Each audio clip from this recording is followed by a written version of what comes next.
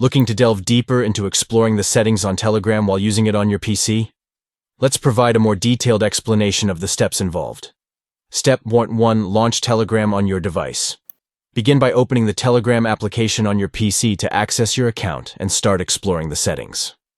Step 2. Tap the three lines in the top left corner of the screen.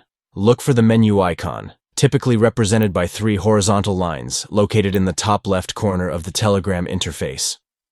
Click or tap on this icon to reveal the menu options. Step 2. Click on Settings. Within the menu that appears after tapping the three lines icon, locate and select the Settings option. This will direct you to the Settings page, where you can customize various aspects of your Telegram account. By following these step-by-step instructions, you can effectively navigate and view the settings available on Telegram while using it on your PC. Take your time to explore the different customization options and tailor Telegram to suit your preferences and needs.